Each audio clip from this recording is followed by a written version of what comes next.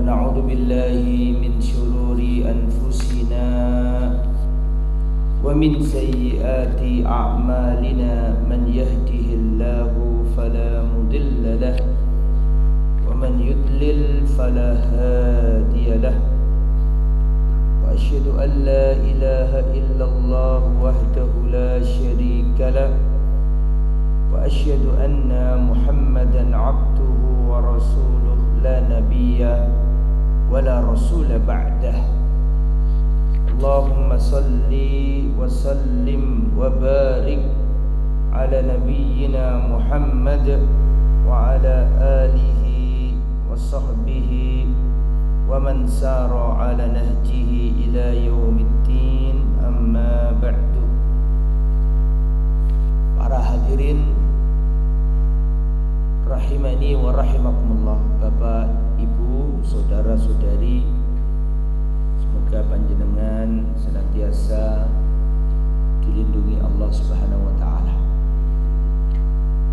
Alhamdulillah, kita bersyukur kepada Allah diberi kelapangan hati, ringan langkah kaki, sehat jasmani dan rohani, sehingga kita bisa kembali bertemu di masjid yang kita cintai. Semoga perjalanan kita ke tempat ini menggugurkan dosa-dosa kita semua. Amin ya rabbal alamin. Salawat dan salam semoga terlimpahkan kepada baginda kita yang mulia Rasulullah Muhammad sallallahu alaihi wasallam beserta keluarganya, para sahabatnya, dan seluruh umatnya yang setia berjalan di atas sunnah dan ajarannya.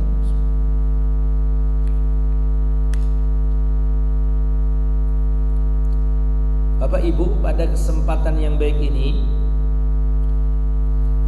saya akan menyampaikan kisah tentang masuk Islamnya seorang Yahudi di zaman Rasulullah sallallahu alaihi wasallam. Jadi ketika Rasulullah sallallahu alaihi wasallam hijrah, jadi Rasulullah itu kan dilahirkan di kota Mekah.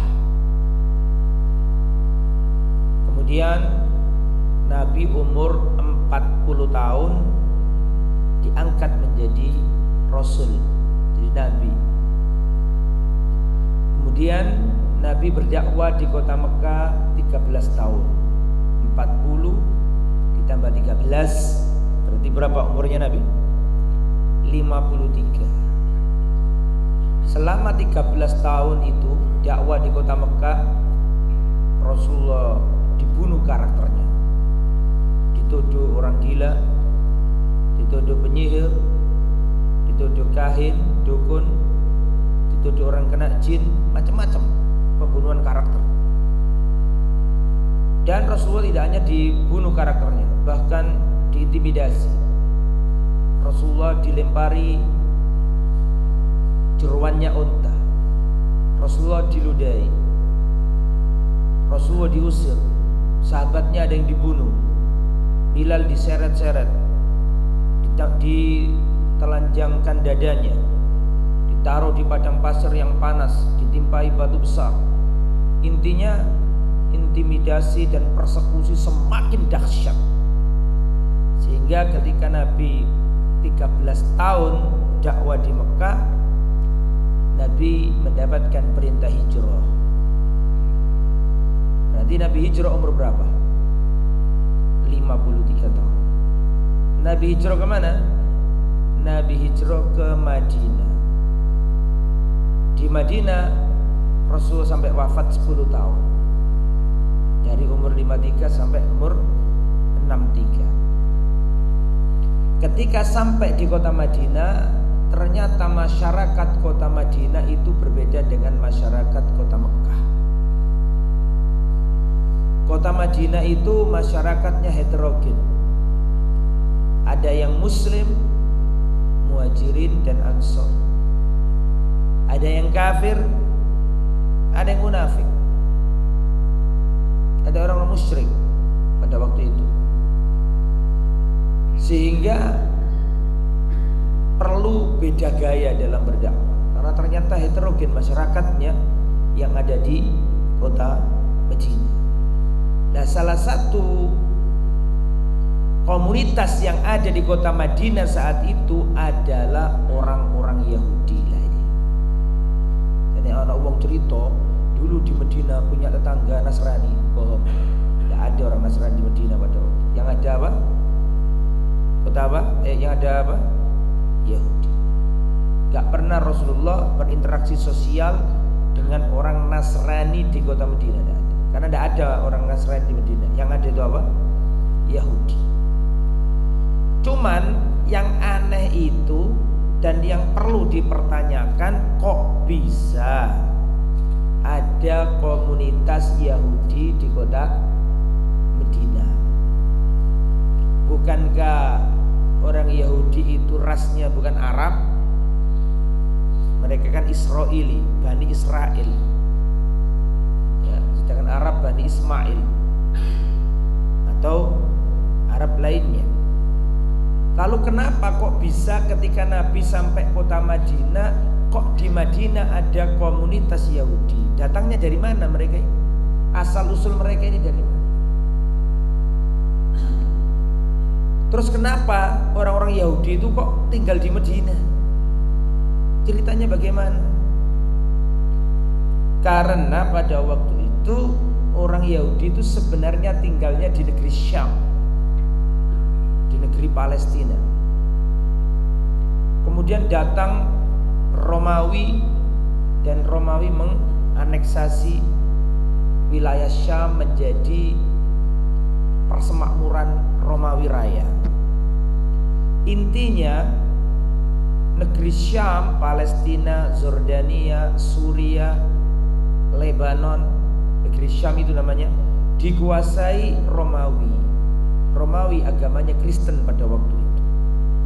Dan kalau kita buka lembaran-lembaran sejarah antara Kristen dengan Yahudi, itu permusuhannya berdarah-darah, bunuh-bunuhan. Nah, bukan saatnya saya terangkan itu karena panjang kalau diterangkan semua. Karena Romawi datang ke negeri Syam, semua orang Yahudi di bumi hanguskan, berdarah-darah mereka.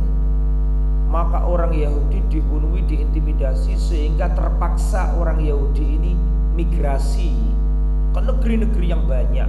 Kececeran, gak punya wilayah, kececeran, gak punya negeri. Ya, lah karena mereka datang orang Romawi, agamanya Nasrani di negeri Palestina atau negeri Syam, yang mana negeri Syam disterilkan dari orang-orang Yahudi, maka Yahudi butuh naungan, orang Yahudi butuh tempat tinggal baru. Maka mereka migrasi kemana-mana. Ada migrasi ke Yaman, ada migrasi. Salah satunya mereka migrasi ke negeri Madinah. Pertanyaannya, kenapa kok negeri Madinah yang dipilih, bukan negeri yang lain? Karena orang Yahudi itu membaca Taurat. Dalam Tauratnya dijelaskan akan ada Nabi akhir zaman, dan Nabi akhir zaman itu akan keluar atau akan berada di tempat yang banyak pohon kurmanya. Maka orang Yahudi mencari informasi, mana negeri Arab yang paling banyak apa? Kurmanya. Maka diketahuilah pada waktu itu yang terkenal banyak pohon kurmanya adalah negeri Yathrib. Yathrib itu mana? Maka migrasilah orang-orang Yahudi, terusir dari kampung halamannya, gelandangan, gak punya rumah. Mereka pergi ke negeri Yathrib. Yathrib itu kalau sekarang Medina. Sehingga ada tiga kabilah Yahudi di kota Medina. Yang pertama suku Qainuqa, yang kedua suku Bani Nadir, dan yang ketiga suku Bani Quraidah. Ada berapa suku? Ada tiga, Qainuqa, Bani Nadir, dan Bani Apa tadi terakhir? Quraidah, 3 komunitas Yahudi.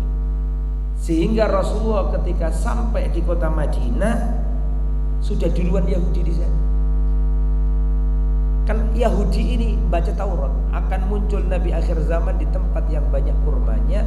Terus orang Yahudi itu menyongsong lahirnya Nabi itu, karena dia mengira Nabi itu lahir dari sulalahnya.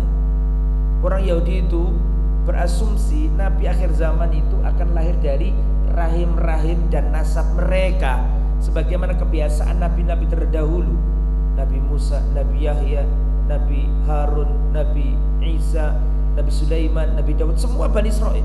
Semua Bani Israel. Nabi yang Arab cuma 4, Pak.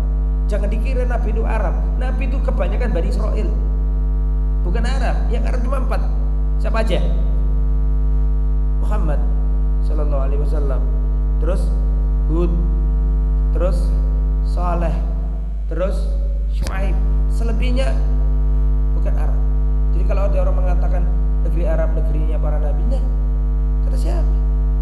Nabi yang lahir di Mekah cuma Nabi tok. Dan lagi, jadi negeri bumi Anbiya itu bukan negeri Arab. Negeri Anbiya itu di Syam. Negeri apa? Syam. Ya kalau sekarang Syam ya jadi Arab, ngomongnya Arab ya. Dan mereka ini datang ke Madinah tujuannya karena mendapatkan nubuah, warta, berita dari kitab Taurat. Dan mereka meyakini itu Nabi dari rahim mereka. Maka mereka datang ke tempat itu menyongsong datangnya Nabi akhir zaman itu. Dan ternyata cerita adanya seorang Nabi di kota Madinah nanti akan muncul di tempat yang banyak kurmanya tidak hanya diyakini oleh orang Yahudi, diyakini juga sama orang Nasrani. Mana dalilnya? Antum pernah dengar gak kisahnya Salman Al-Farisi? Pernah dengar? Di antara gurunya Salman Al-Farisi yang terakhir, orang Kristen, wahai guruku, engkau telah berada di kondisi yang seperti ini, hampir wafat gurunya. Kalau nanti seandainya engkau tiada, kepada siapa aku belajar agama? Wasiat terakhir dari guru Salman, kan gurunya banyak, mati ganti guru, ganti guru, ganti guru, sampai guru yang terakhir di Amuria. Amuria itu Turki kalau sekarang, Romawi zaman dulu. Wahai guruku, nanti kalau kau sudah tiada, kemana aku belajar? Maka gurunya yang terakhir ini menjelang wafat ngomong begini, wahai anakku, tidak ada ajaran Nasrani yang seperti kita pegang, tidak ada lagi. Semua orang sudah mengganti-ganti, memalsukan agama kita, yang murni sudah tidak ada lagi. Dan sudah saatnya Nabi akhir zaman akan muncul. Pergilah ke tempat yang banyak kurmanya, pergilah ke tempat yang banyak kurmanya, dan telitilah ciri Nabi itu. Yang pertama, dia menolak sedekah di tempat yang banyak kurmanya. Kedua, menolak sedekah, tidak mau dikasih sedekah. Nomor 3, menerima hadiah. Yang keempat, di punggungnya sini ada tanda kenabian, ada sini ada daging tumbuh di ininya Nabi, itu dikenal dengan tanda kenabian. Ini dipegang Salman. Akhirnya cerita Salman ini, akhirnya Salman kan dalam riwayat sampai ke Madinah dijadikan budak. Dia itu orang merdeka. Salman itu punya terakhir ketika di Amuria, guru yang terakhirnya itu dia berternak. Tapi gara-gara diomongi gurunya sudah tiba Nabi akhir zaman, dia jual ternaknya, dapat uang, dikasihkan ke kafilah. Wahai kafilah Arab, karena kebetulan di situ ada orang Arab. Kau adalah orang Arab, tolong bawa aku ke tempat yang banyak kurmanya. Maka ikut travel ini, ikut kafilah ini. Karena nggak mungkin sendirian, Pak. Dibunuh perampok nanti di tengah padang pasir. Harus pakai travel yang resmi, maksudnya kafilah ya. Berangkat sampai di tengah jalan, Pak. Ini Salman dibondo, ngerti dibondo ya? Di jahat nih orang-orang Arab ini. Ingkar janji mereka. Mereka membelenggu Salman dan Salman dijual, dijadikan budak. Ingin cari hidayah sampai rela, hartanya hilang, dijadikan budak. Sampai di kota Madinah dijual dia. Dibeli sama orang Yahudi. Ceritanya begitu. Dibeli sama orang Yahudi sehingga Salman jadi budaknya orang Yahudi.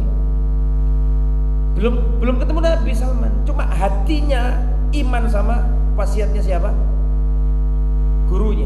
Bahkan bahwa akan ada Nabi di kota ini. Yakin dia itu. Meskipun dijadikan budak, dihina, dipukul, disuruh-suruhan, dia mau. Saking pengennya ketemu Nabi itu. Dia dikasih tugas merawat kebun kurma. Waktu beliau Salman Al-Farisi ada di atas kurma, menata kurma, dia mendengar dua orang Yahudi majikannya ngobrol di bawah. Pada waktu itu Rasulullah hijrah dari Mekah kemana? Ke Medina. Maka berita, perhatikan, berita hijrahnya Nabi dari Mekah ke Medina disambut gegap gempita oleh orang Medina yang sudah masuk Islam duluan, Muhajirin dan Ansor. Tola'al badru alaina min thaniyatil wada'i. Disambut gitu kan.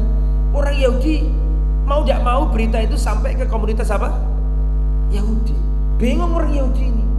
Lah, kita ini nunggu datangnya Nabi, kok ada berita seorang Nabi terusir dari kota Mekah hijrah ke Medina. Ojo-ojo iki. Tapi kok gak Israel, kok Arab, kok keturunannya Ismail, padahal kita ini keturunannya Israel. Bener gak ya di Nabi ya?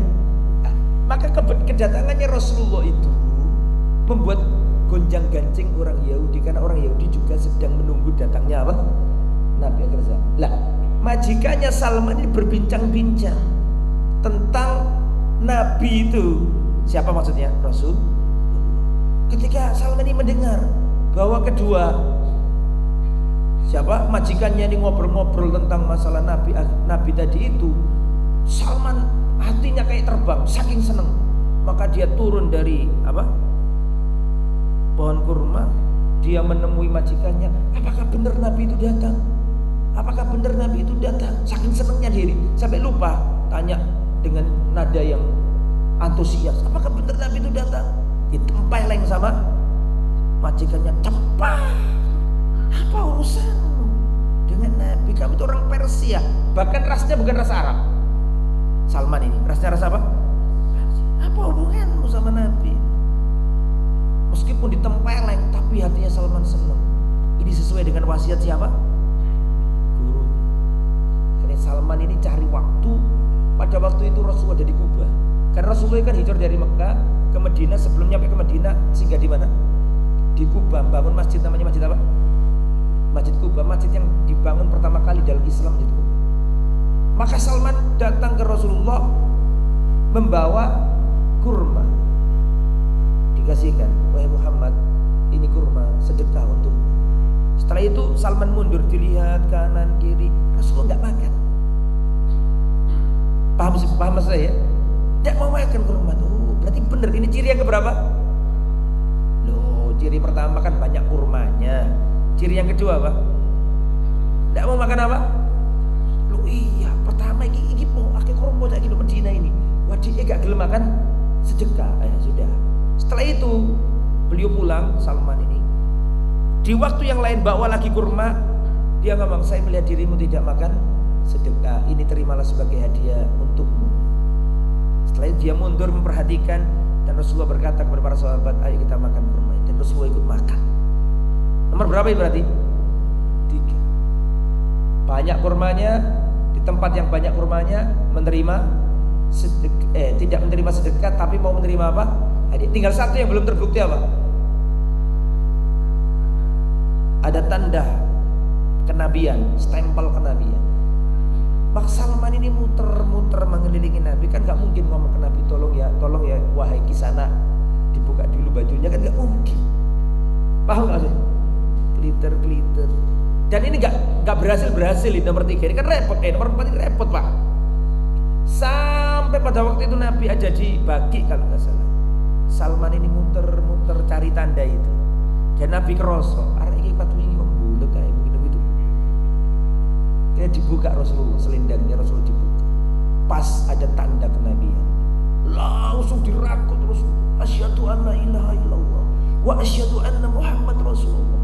Antum baca kisahnya Salman itu luar biasa loh. Terlunta-lunta Pak, cari ilmu. Berapa berapa pendeta dia datangi, berapa rahib, berapa orang Kristen alimnya yang dia datangi sampai ketemu Rasulullah SAW. Lah, artinya perhatikan, kenapa saya ceritakan ini? Artinya orang-orang Yahudi menunggu datangnya Nabi akhir zaman itu tidak hanya diyakini oleh orang Yahudi, Pak, bisa dipahami. Keyakinan ini juga terkonfirmasi dengan keyakinan apa tadi? Nasrani. Bisa dipahami nggak kira-kira? Ini klop, sejarah saling membenarkan satu sama lain. Gitu loh maksud saya. Oke, kembali ke materi. Saya akan mau terangkan orang Yahudi, tapi belum ketemu Yahudi yang masuk Islam yang mana kan gitu. Sabar. Karena terjadi gonjang-ganjing itu, maka orang-orang Yahudi ini penasaran, bener gak ini Nabi? Nah, di antara istrinya Nabi itu ada yang dulu agamanya Yahudi. Istrinya Nabi ada yang dulu agamanya Yahudi. Siapa namanya? Siapa namanya? Istrinya Nabi yang dulu agamanya Yahudi, siapa namanya? Kok piye kok gak ero lho piye? Mau cerita rasa-rasa lah wae. Mau ditakoni kok gak ero. Sofia itu istrinya Nabi, dulu agamanya apa? Perhatikan saya. Sofia ini Pak dari Bani Nadir. Jahat Bani Nadir nih. Ayahnya Sofia namanya Huyai bin Akhtab, dedengkotnya Yahudi. Intinya Bani Nadir, saya ringkes saja. Bani Nadir ini khianat sehingga diusir keluar dari kota Madinah karena membahayakan, berkhianat mereka ini. Diusir dari negeri banyak ketika mereka kalah perang, dan yang menjadi tawanan ini Sofia. Termasuk yang kena tawan itu Sofia. Sofia ini putri kaum, putrinya ketua suku. Cantik Sofia ini. Terus ketika tawanan-tawanan perang ini, Sofia ini ditawari Nabi masuk Islam, putri ketua suku lah, dan Sofia mau masuk Islam. Terus ditawari Nabi, dinikahi Nabi, dilamar Nabi dan mau. Dan itu sebelumnya sesuai dengan mimpinya Sofia. Sofia ini baru saja menikah. Waktu perang terjadi itu baru menikah dengan Ibnu Huqaiq. Ibnu Huqaiq itu jahat Pak. Dia termasuk yang mengingkari perjanjian dengan Nabi, hampir mencelakakan kaum muslimin. Waktu itu Sofia pengantin baru ngomong ke suaminya, "Wahai suamiku, aku bermimpi. Aku melihat rembulan pindah dari tempatnya, gak ada di tempatnya, dan rembulan itu jatuh di pangkuanku." Langsung Sofia ini ditempeleng sama siapa? Suami, sampai memar di pipinya beliau. "Engkau ingin dinikahi raja Arab yang baru datang dari kota Mekah." Siapa maksudnya? Rasulullah. Itu omongannya siapa? Omongannya suaminya. Kamu ingin dinikahi raja Arab yang datang dari Mekah. Maksudnya Rasulullah itu. Subhanallah. Terbukti itu omongannya siapa? Omongnya suaminya tadi. Gak tahu, mungkin dia punya ilmu nujum atau apa, yang takwil mimpi atau apa. Ketika perang selesai, termasuk yang jadi tawanan ini siapa? Sofia, ibunda Sofia. Dan ditawari masuk Islam, dan masuk Islam, dinikahi Rasulullah.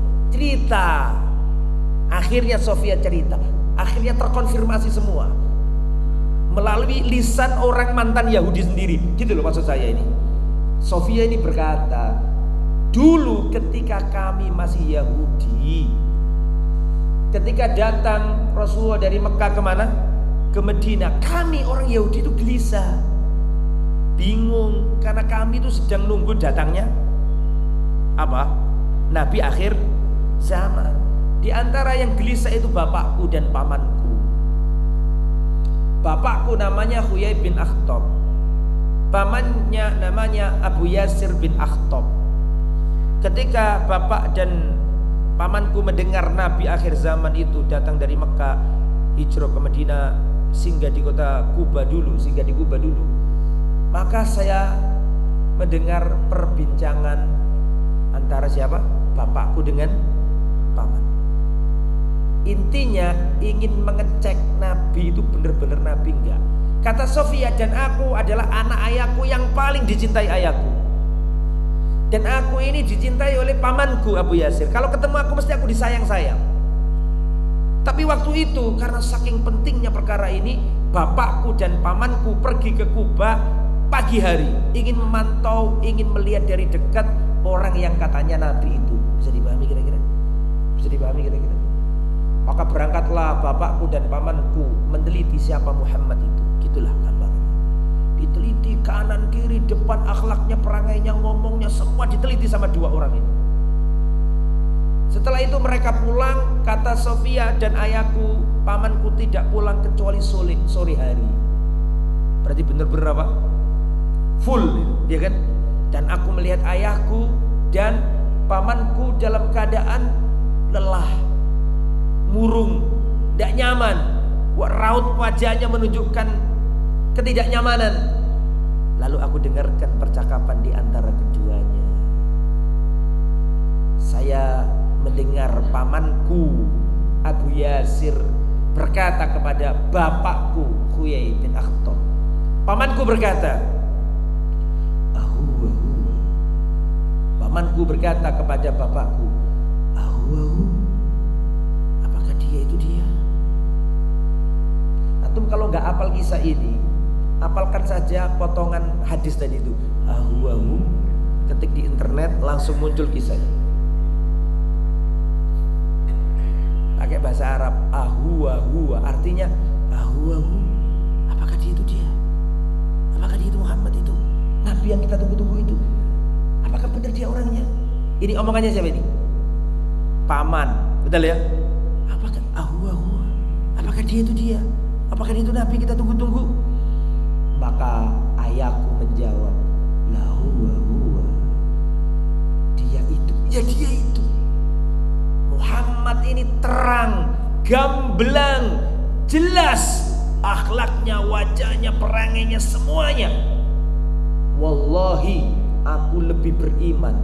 Wallahi aku lebih yakin Muhammad ini nabi daripada keyakinanku Sofia ini anakku. Dan ini didengar oleh siapa tadi?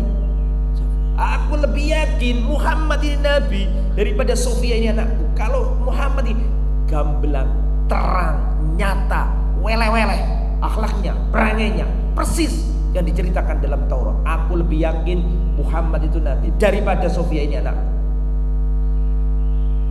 Terus pamanku berkata, kalau gitu ayo kita berbaiat kepadanya. Apa pendapatmu? Apa yang kau lakukan terhadap nabi ini? Maka bapakku menjawab, wallahi adawatuhu ma baqitu. Aku akan memusuhinya sampai aku mati. Gimana kita beriman sama Muhammad? Muhammad ini orang rasnya ras Arab. Mereka ini keturunan dari Ismail. Ismail ini keturunan budaknya ibu kita. Paham gak ini? Paham gak budaknya ibu kita? Bagaimana kita iman sama orang Arab? Nabinya orang Arab. Mereka ini keturunan Ismail. Ismail itu keturunan budak dari ibunya kita. Paham gak sih? Siapa maksudnya ibunya Ismail? Hajar, budak dari ibu kita siapa?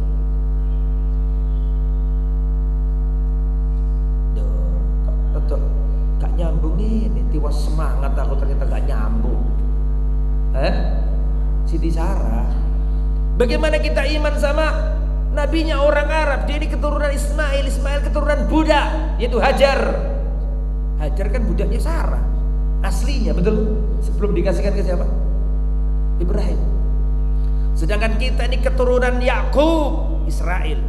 Yakub ini keturunannya Ishak, dan Ishak itu adalah anak dari Sarah, ibunda kita, istri sah Ibrahim alaihissalam.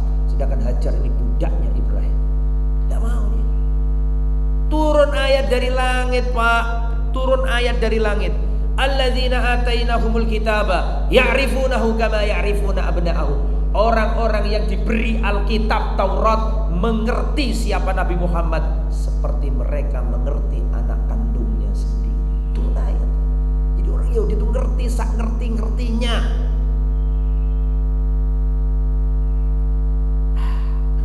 Itu contoh makanya Pak, di dalam Al-Quran Yahudi itu diberi julukan. Apa julukannya Yahudi di dalam Al-Quran? Surat Al-Fatihah. Dalam surat Al-Fatihah itu manusia dibagi 3. Kita mungkin gak sadar, dalam surat Al-Fatihah itu manusia ada 3. Pernah sadar gak kita bahwa surat Al-Fatihah itu membagi manusia jadi 3? Ihdinas siratal mustaqim, ya Allah berikan petunjuk ke jalan yang lurus. Perhatikan, siratal ladzina an'amta alaihim, jalannya orang-orang yang Engkau beri nikmat. Betul tak? Jalannya orang-orang yang Engkau beri nikmat. Ghairil maghdubi alaihim, bukan jalannya orang yang Engkau murkai. Waladhdallin, dan bukan jalannya orang yang tersesat. Berarti menurut Al-Fatihah manusia macamnya ada 3. Yang diberi nikmat, yang dimurkai, dan yang tersesat. Siapa yang tersesat? Ad-dhalin, siapa? Nasrani. Kenapa? Karena mereka beramal tapi tanpa ilmu. Kesasar, salah jalan. Nabi Isa itu kan nabi dianggap Tuhan. Salah jalan, kesasar. Beramal tapi gak sesuai. Nah, al-maghdubi alaihim, yang dimurkai itu siapa? Orang Yahudi. Kenapa kok dimurkai? Karena mereka punya ilmu tapi gak mengamalkan. Makanya julukannya mereka itu maghdubi alaihim, dimurkai. Kenapa? Punya ilmu loh orang Yahudi. Jangan dikira gak ngerti. Ngerti orang Yahudi itu. Punya ilmu tapi gak mau ngamalkan, gak mau dijalankan. An'amta alaihim, orang yang diberi nikmat siapa? Orang yang menggabungkan antara ilmu dan amal. Itu orang-orang Islam. Perhatikan kembali ke materi. Nah ini baru saya cerita nih. Jadi pada waktu itu ketika Rasulullah datang dari Mekah ke Madinah, itu Yahudi pro kontra. Tetapi tidak semua orang kayak Huyai bin Akhtab sama pamannya Sofia tadi. Ada juga orang Yahudi. Nah ini yang saya ceritakan. Dari tadi juga cerita, cuma ini yang maksud judul yang terakhir ini. Lah, di kalangan Yahudi itu ada ulama, ahli Taurat, apal Taurat, orangnya pinter, orangnya baik, orangnya cari kebenaran, dihormati. Dari suku Bani Qainuqa. Qainuqa ini jahat, Pak, yang membunuh sahabat Nabi. Akhirnya terjadi perang dan mereka diusir dari kota Mekah, kota Madinah, karena mereka membunuh sahabat Nabi waktu di pasar itu. Bani Qainuqa itu baninya tokoh yang akan kita ceritakan ini, yang masuk Islam ini. Waktu itu ada wanita Islam pakai jilbab, pakai hijab, datang ke pasar Yahudi beli emas. Pasar Yahudi menguasai perekonomian, Pak. Jangan heran, sejak dulu itu udah punya pasar di situ. Nah, perempuan yang berhijab panjang ini ketika jual beli, ada orang Yahudi yang ingin ngerjain, maka ujung kain jilbabnya itu diikat. Ini wanita sedang duduk, ujung kainnya diikat.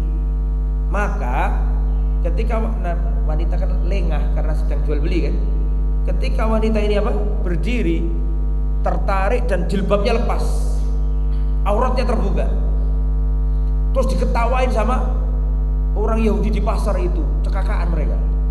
Kebetulan di pasar itu ada sahabat Nabi Muslim. Ketika melihat wanita muslimah berhijab dilecehkan, langsung, Pak, yang ngambil pedangnya itu Yahudi yang melakukan, dibunuh di tempat itu. Akhirnya sahabatnya dikeroyok oleh Yahudi dan mati di tempat itu, radhiyallahu anhu. Gara-gara ini terjadi perang, Pak, antara Muslim sama Yahudi. Dan akhirnya mereka kalah, mengibarkan bendera putih, diusir dari kota Madinah, pergi ke utara, ke arah Syam. Dan banyak di antara mereka yang binasa. Alhamdulillah, di padang pasir. Banyak. Lah, salah satu tokoh yang ada di Bani Qainuqa itu tokoh yang akan kita ceritakan ini. Dia ini ulama Yahudi. Perhatikan ya, di dalam Yahudi tidak ada kerahiban. Saya ulangi ya. Di dalam Yahudi, di dalam ajaran Judaisme tidak ada kerahiban. Ngerti rahib? Gak ada kependetaan, gak ada.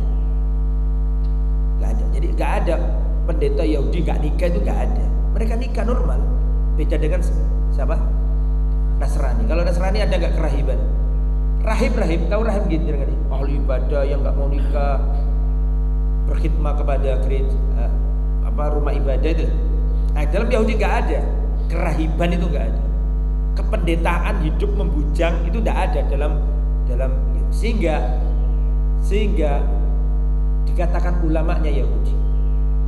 Dalam Al-Quran dibedakan pemuka agama Nasrani, kata Al-Quran ruhban, rahib, pendeta. Tapi kalau menyebut pemuka agama Yahudi, Al-Quran menyebut ahbar. Ahbar itu ulama. Yahudi itu ulama karena punya ilmu. Kalau Nasrani tidak, bukan ahli ilmu, ahli ibadah mereka. Rahib itu ahli ibadah, nggak punya ilmu. Yahudi punya ilmu. Kalau Nasrani tidak punya ilmu, tapi punya amal. Suka beribadah, suka melakukan ini, tapi salah jalan mereka. Oke, kembali materi. Perhatikan. Di antara tokoh itu namanya adalah Abdullah bin Salam. Ini sahabat Nabi, nanti jadi sahabat Nabi. Nama aslinya bukan Abdullah bin Salam. Nama aslinya Husain bin Salam. Nanti ketika masuk Islam diubah namanya jadi Abdullah bin Salam.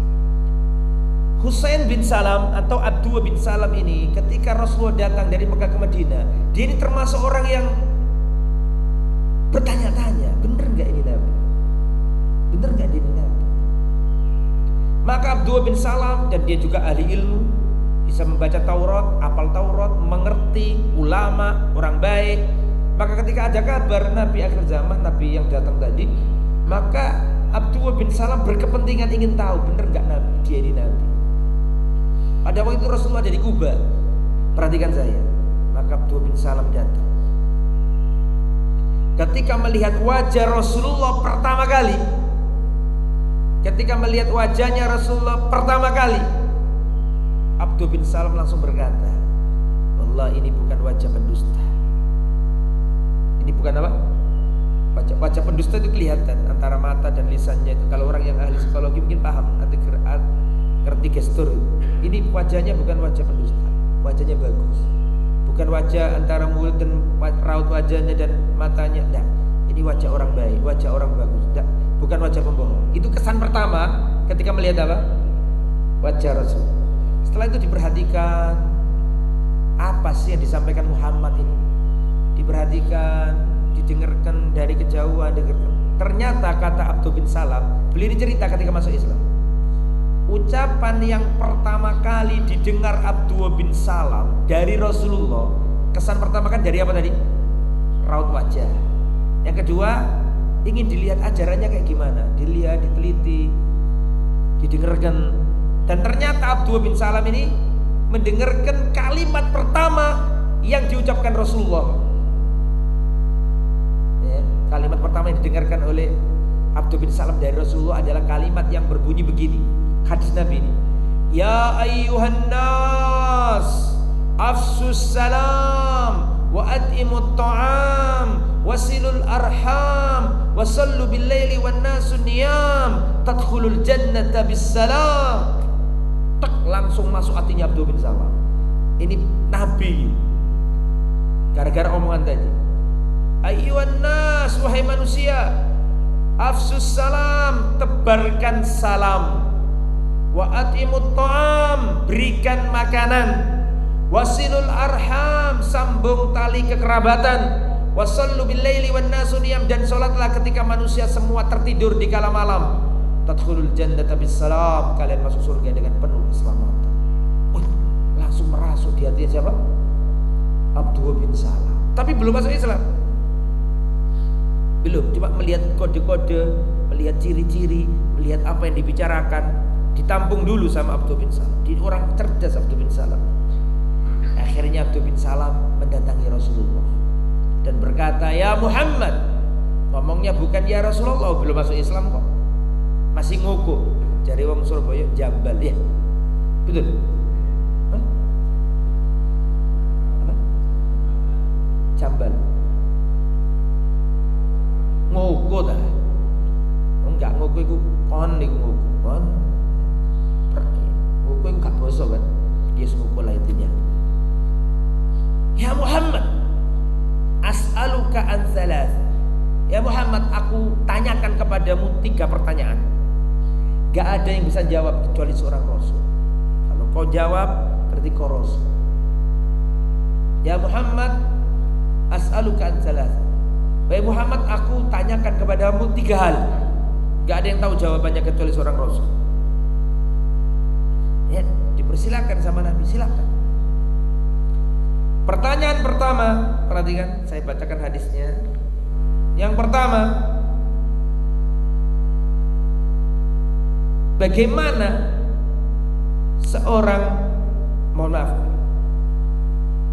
seorang bayi itu kok kadang mirip bapaknya, kadang mirip emaknya. Ya. Fasa'alahu anisyabah. Pertanyaan pertama tentang penyerupaan. Kadang bayi itu kok mirip bapaknya, kadang mirip siapa? Emaknya, ibunya. Yang nomor dua, pertanyaan nomor dua, an awwali syai'in yuksarun nas. Bagaimana nanti pada hari kiamat manusia akan dikumpulkan Allah? Tanda hari kiamat pertama kali itu apa? Nomor tiga, an awwali syai'in ya'kulu ahlul jannah. Muhammad, makanan apa yang pertama kali dihidangkan untuk ahli surga? Ini tiga pertanyaan. Yang pertama, bagaimana jabang bayi kok kadang mirip bapaknya, mirip ibunya? Yang kedua apa tadi? Tanda hari kiamat pertama kali apa yang terjadi nanti? Dan yang nomor tiga, hidangan apa, makanan apa yang dihidangkan kepada ahli surga? Tiga pertanyaan. Setelah mendapat pertanyaan itu, Rasulullah menjawab, akhbarani bihinna Jibrilu anifa. Baru saja malaikat Jibril mengabarkan kepadaku jawabannya. Kaget Abdul bin Salam karena nyebut Jibril. Dalika aduul Yahud.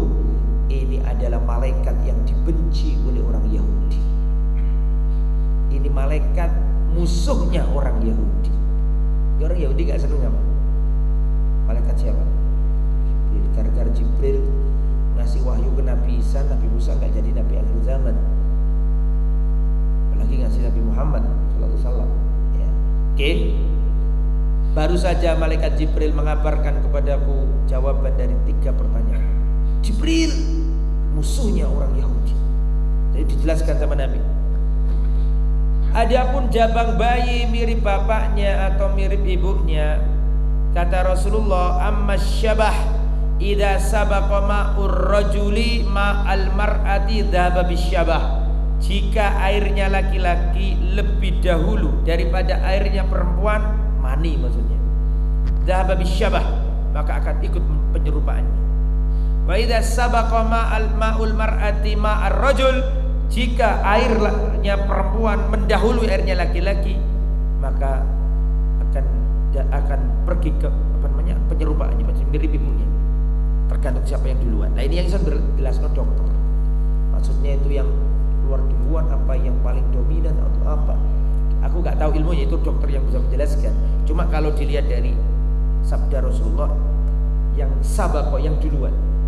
Nah, yang nomor dua, pertama kali nanti manusia digiring pada hari kiamat adalah akan muncul api dari arah timur. Api dari arah timur ini menggiring manusia sampai ke barat. Dan nanti manusia akan kumpul di negeri Syam. Ardul mahsyar wal minsyar. Manusia akan dikumpulkan di negeri Syam. Kita di Indonesia berarti bener hadis ini. Kita dari timur digiring ke barat. Nomor berapa sekarang? 3. Apa tadi pertanyaannya? Makanan apa yang dihidangkan untuk ahli surga? Pertama kali, kata Rasulullah, kabidil hud, hatinya ikan paus. Di surga Pak, hidangan pertama kali hatinya ikan paus. Loh, Bapak, Ibu belum merasakan enggak itu? Belum pernah coba? Loh, belum? Enggak coba di daerah Muncar apa di Brondong sana cari ikan paus? Loh, belum pernah enggak? Ya sama, saya juga belum. Tapi nikmatnya beda Pak, ya enggak bisa digambarkan di surga. Hatinya ikan paus. Lah setelah dijelaskan kayak gitu, langsung masuk Islam tuh. Siapa masuk Islam? Abdul bin Salam. Asyhadu an la ilaha illallah wa asyhadu anna Setelah itu berkata, ya Rasulullah, bukan ya Muhammad lagi, bukan ngoko lagi. Ya Rasulullah, perhatikan. Ya Rasulullah, innal yahud qaumu bught. Ya Rasulullah, orang Yahudi itu kaum pembohong. Saya tahu kaumku, mereka ini pembohong. Mereka ini tahu, kau ini Rasul tahu. Innahum sami'u bi imani bika. Seandainya mereka tahu aku masuk Islam, mesti mereka akan mendustakan aku. Perhatikan, maka tolong ya Rasulullah sembunyikan keislamanku. Jangan disebarkan dulu, tapi tanyai dulu kaumku siapa aku. Paham gak sih? Jangan dikabarkan dulu kalau aku masuk Islam ya Rasulullah, karena kaumku itu pendusta. Tapi tanyakan dulu ke mereka dulu, siapa aku di tengah mereka. Paham ya? Sehingga Rasulullah mengutus orang Yahudi kumpul semuanya, terutama Bani Qainuqa tadi. Baninya siapa Qainuqa ini?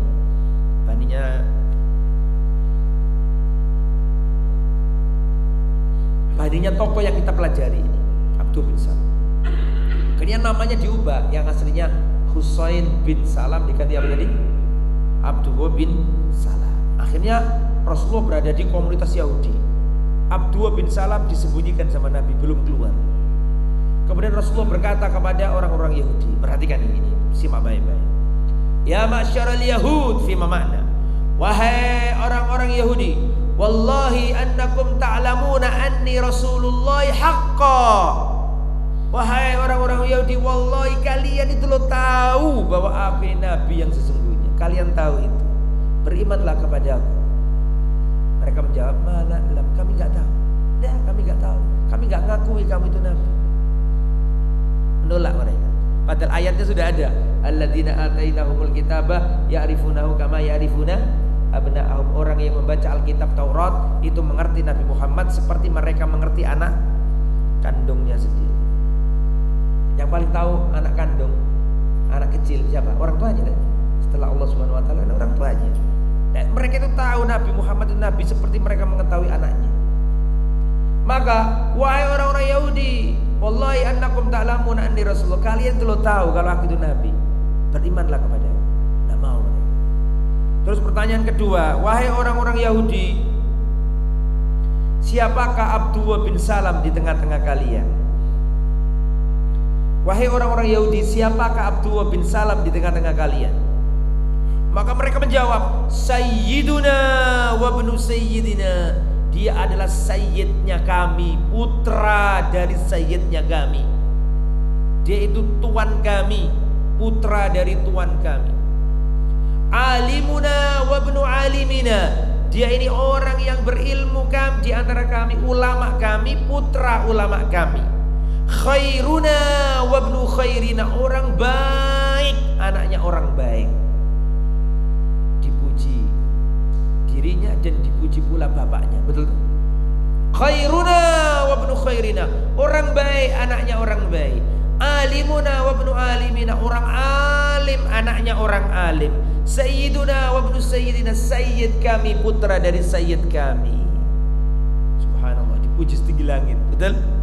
Setelah itu Rasulullah bertanya, Ara'aitum in aslam, bagaimana pendapat kalian kalau sekiranya Abdullah bin Salam masuk Islam, apakah kalian ikut masuk Islam? Mereka menjawab, a'adahullah, semoga Allah melindungi dia dari masuk Islam. Setelah itu Rasulullah berkata, ukhruj ya Abdullah, ya Abdullah bin Salam, keluarlah. Abdullah bin Salam keluar. Kemudian Abdullah bin Salam berkata, berpidato, wallahi ya ma'syara qaumi, wahai kaumku, wallahi annakum ta'lamuna annahu Rasulullah. Hei kaumku, wallahi kalian itu tahu dia ini Rasul, berimanlah kepadanya. Sungguhnya aku telah beriman kepadanya. Asyhadu an la ilaha illallah wa asyhadu anna Muhammad Rasulullah. Langsung marah orang Yahudi, dan orang Yahudi berkata, syarruna wa ibnu syarrina, bajingan anaknya bajingan, bangsat anaknya bangsat. Berubah Pak. Padahal cuma hitungan beberapa detik atau menit, berubah. Syarruna wa ibnu syarrina, orang bejat anaknya orang bejat, orang jelek anaknya orang jelek. Jahiluna ibnu jahilina, Bodoh, anaknya orang bodoh. Padahal sebelumnya dipuji dan dipuji siapa lagi? Bapak itu. Langsung berubah. Kata Abdullah bin Salam, inilah ya Rasulullah orang-orang Yahudi. Wasajda syahidu min ahlihi, saksi dari mereka sendiri yang berkata, yaitu Abdullah bin Salam. Dan Abdullah bin Salam ini kalau mau diceritakan terus sirahnya panjang, Pak. Saya bawa kitabnya. Ceritanya Abdullah bin Salam gak ente-ente. Luar biasa ini orang. Dijamin masuk surga. Ada hadis khusus yang menjelaskan beliau masuk surga. Suatu ketika ada orang Yahudi berzina, dicekel sama orang Yahudi, ketangkap sama orang Yahudi lainnya, dibawa ke Rasulullah. Ya Muhammad, hukumilah dua orang kami yang berzina ini. Kata Rasulullah, mau hukum apa? Al-Quran apa Taurat? Kata Rasulullah, mau hukum apa kalian? Al-Quran apa Taurat? Mereka berkata Taurat. Ya sudah, baca Taurat kalian. Tadi yang penting nih. Antum tak kasih tahu ya, Pak. Kisos itu ajaran Bani Israel, Pak. Ya, mereka itu kalau jujur menjalankan kitab suci mereka. Karena Al-Quran mengatakan wa katabna ala Bani Israel annan nafsa bin nafsi, dan telah kami tetapkan bagi Bani Israel nyawa balas nyawa. Itu ajaran Bani Israel. Kita ini melanjutkan. Sama mereka dibalik. Apa Islam ini kejam? Itu ajaran kalian yang kalian tidak laksanakan. Wa katabna ala Bani Israel, dan telah kami tetapkan kepada Bani Israel annan nafsa bin nafsi, nyawa balas nyawa, al aina bil ain, mata balas mata. Itu ajaran Bani Israel, Pak. Rasulullah kenapa ngomong gitu? Karena Rasulullah tahu apa hukuman orang berzina menurut versi apa? Tahu Rasulullah. Maka Rasulullah ngomong gini. Sebenarnya mau pakai Al-Quran, mau pakai Al-Quran, jawabannya sama. Rajam kan? Sama. Rasulullah tahu itu. Kamu pakai apa? Taurat apa Al-Quran? Padahal Rasulullah tahu hasilnya bodoh. Cuma mereka cek legowo gitu loh, Pak. Kamu mau hukum apa? Kalian mau hukum apa? Taurat apa Quran? Mereka menjawab Taurat. Ya sudah, mana Taurat kalian? Pada waktu itu ada Abdul bin Salam. Abdul bin Salam hafal Taurat. Ngerti Taurat, ngerti isinya. Abdul bin Salam ini. Ya sudah. Baca Taurat kalian, dibaca. Dibuka, ini ditutup, ini dibuka. Ditutup begini. Orang yang berzina, maka dia ditangkap, ditaruh di atas keledai dengan terbalik. Ngerti? Diletakkan di atas keledai secara terbalik. Paham maksudnya? Kepalanya keledai menghadap ke sana, tapi dia menghadap ke belakang. Mohon maaf, ke arah pantatnya apa? Keledai. Itu hukumannya. Terus akan diarak keliling kampung, wajahnya diteloteng-telotengi dan dilempari sandal. Abdul bin Salam tahu dia nggak berani baca ayat rajam. Kata Abdul bin Salam, singkirkan tanganmu itu dan baca. Disingkirkan tangannya. Fawajada ayat rajam. Akhirnya tidak bisa enggak, sudah ketangkep basah. Dia bawa Taurat, dibaca. Fawajadu ayat rajam. Akhirnya menjumpai ayat rajam. Bahwa hukuman aslinya kalau sudah menikah berzina itu dihukum apa? Akhirnya dirajam. Dan dihukum Taurat itu. Hukum apa? Hukum Taurat. Ini adalah cerita tentang Abdullah bin Salam. Nah, apa saja keutamaan Abdullah bin Salam? Masih ada waktu sedikit lagi. Suruh jam berapa? Jam 5 lebih? 38 dun. Sudah suruh tapi belum waktunya sholat. Sholatnya kurang berapa menit? 15 sudah mungkin. Ya, 38 berarti dalam kurang 3 menit. Oke. Apa saja keutamaan Abdul bin Salam? Sambil nunggu waktu sholat ya. Keutamaan Abdul bin Salam yang pertama adalah Abdul bin Salam ini satu di antara sahabat yang dijamin masuk surga. Disebutkan Nabi. Ya. Rasulullah sallallahu alaihi wasallam berkata, perhatikan, anna Rasulullah akhbara annahu min ahlil jannah. Rasulullah mengabarkan bahwa Abdul bin Salam ini min ahlil jannah, termasuk yang dijamin masuk surga. Sa'ad bin Abi Waqqas berkata, "Ma sami'tun nabiyya yaqulu li ahadin yamshi al-ard innahu min ahli jannah illa Abdullah bin Salam." Kata Sa'ad bin Abi Waqqas, tidak pernah aku mendengar Rasulullah berkata kepada seseorang yang masih berjalan di muka bumi, tapi Nabi kabarkan kepadanya kamu ahli surga, kecuali Abdullah bin Salam. Orangnya masih hidup, dikabari Nabi kamu ahli surga.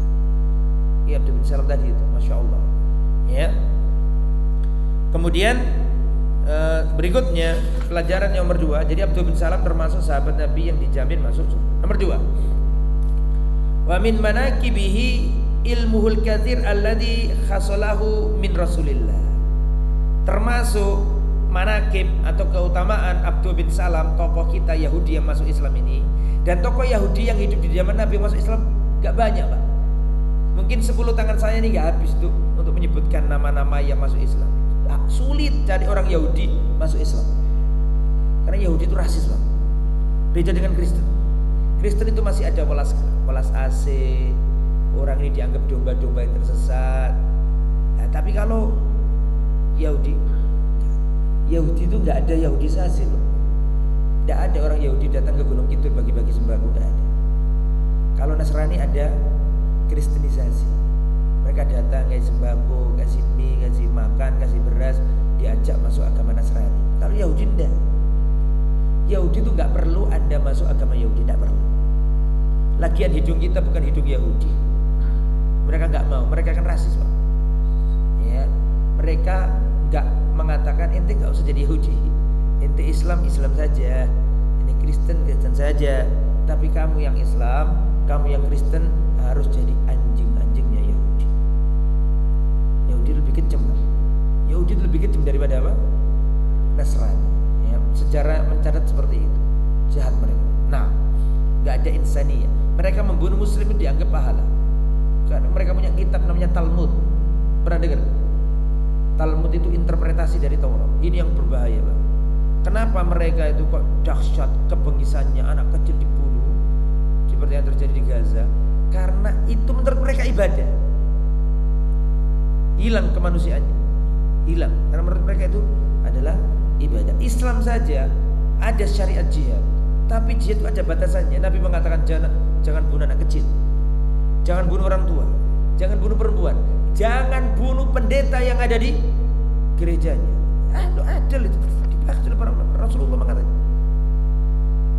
perang tapi perang yang sungguhan, bukan orang sipil yang dikorbankan gitu. Ada itu. Jangan membunuh perempuan, jangan membunuh orang tua, jangan membunuh anak kecil, dan jangan membunuh pendeta yang ada di gerejanya atau di kuilnya. Dilarang sama Nabi. Jihad padahal. Ya, jadi nggak boleh orang ngebom gereja terus atas nama Islam. Islam yang mana yang membolehkan itu? Wong ini perang yang sungguh-sungguhan, perang loh ini. Makanya saya nggak yakin itu umat Islam gitu. Islam yang mana yang ngajarkan pengeboman terhadap gereja? Wong perang yang sesungguhnya ini di zaman Nabi, kata Nabi, jangan kejar biarawan yang masuk ke tempat ibadahnya. Nggak boleh dikejar. Biarkan mereka itu orang-orang yang ada di tempat ibadahnya. Kecuali bawa senjata beda lagi. Perempuan bawa senjata beda lagi. Perempuan nggak boleh dibunuh, orang tua nggak boleh dibunuh, anak kecil nggak boleh dibunuh. Pendeta di rumah ibadah nggak boleh dibunuh. Itu aturan Islam. Dalam perang sekalipun nggak boleh gitu. Oke. Jadi kembali ke materi. Jadi Abdullah bin Salam ini yang nomor 2, wa min manaqibi ilmuhul katsir, ilmunya banyak. Jadi beliau sampai Rasulullah berkata, iltamisul ilma inda arba'in. Mohon maaf, Mu'ad bin Jabal, bukan Rasulullah, Mu'ad bin Jabal. Mu'ad bin Jabal ketika hampir wafat, maka orang-orang datang dan berkata, wahai Mu'ad, tolong berikan wasiat. Kata beliau, carilah ilmu dari 4 orang. Carilah ilmu dari 4 orang. Karena Mu'ad bin Jabal ini termasuk sahabat yang ahli ilmu. Julukannya adalah a'lamun nas bil halal wal haram. Manusia yang paling paham halal haram, Mu'ad bin Jabal. Sebelum wafat ditanyai sama para tabi'in atau orang-orang lain yang lebih junior, kalau jenengan wafat, kepada siapa kami mengambil ilmu yang mereka dulu bersama Rasulullah? Ambillah ilmu dari 4 orang. Abdullah bin Salam disebutkan, Abu Darda, Salman Al-Farisi, dan Abdullah bin Mas'ud. Di antaranya adalah Abdullah bin Salam. Dan Abdullah bin Salam ini luar biasa, Pak. Punya ilmu, dan ketika masuk Islam semakin, dia kata Rasulullah, dapat 2 pahala. Pahala beriman kepada Nabi Musa Isa, dan dapat pahala karena beriman kepada Nabi Muhammad sallallahu alaihi wasallam. Ahli kitab kalau beriman dapat 2 pahala. karena dia percaya sama Injil, maksudnya kepada Nabi Isa, dan dia percaya kepada Nabi Muhammad sallallahu alaihi wasallam. Insyaallah ini kisah yang bisa disampaikan pada pertemuan kali ini. Insyaallah kita akan kisahkan kisah-kisah yang lain dan kita ambil pelajaran dari kisah-kisah yang mulia. Semoga apa yang disampaikan bermanfaat. Subhanakallahumma wa bihamdika asyhadu an la ilaha illa anta astaghfiruka wa atubu ilaik. Wassalamualaikum warahmatullahi wabarakatuh. Sudah waktunya salat ya? Sabun.